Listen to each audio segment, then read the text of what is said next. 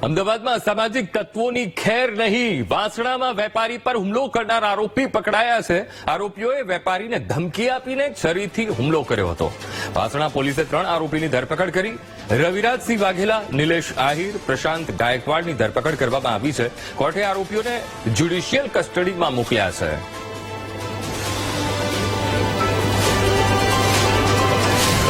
आज मुद्दे संवाददाता अनीता पटनी फोनलाइन पर जोड़ाई गया है। अनीता, अमदावाद में असामाजिक तत्वों आतंक पर काबू मेळववा हवे पोलीस एक्शन मोड में आवी गई है। वासणा में वेपारी पर हुमलो करनार आरोपी पकड़ाई गया है। शुं कार्यवाही अनीता?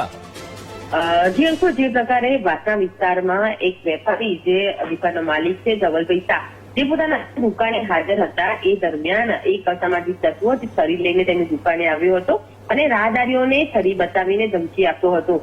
જેને લઈને આજે દુકાનના માલિક ધવલ શાહે આજે આરોપી છે તેને પોતાની દુકાનથી દૂર રહેવાની વાત કરતા આરોપી અચાનક ઉશ્કેરાઈ ગયો હતો અને તેની દુકાનની આગળ જે દૂધના જે ખાલી કેરેટો પડ્યા હતા તેને ફેંકવા લાગ્યો હતો અને ઝઘડો કરવા લાગ્યો હતો। એ દરમિયાન વેપારીએ તેને અટકાવતા તેણે પોતાના અન્ય મિત્રોને બોલાવીને જે વેપારી છે તેની પર છરીથી હુમલો કરી દીધો હતો।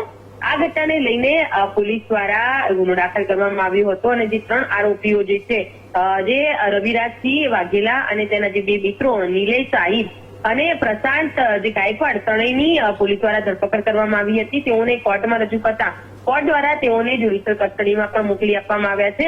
આરોપીઓ અસામાજિક તત્વો છે તેઓની વિરુદ્ધ અગાઉ ગુના નોંધાયેલા હોવાનું પણ સામે આવતા પોલીસે હાલ તેઓની વિરુદ્ધ કડક કાર્યવાહી હાથ ધરી છે।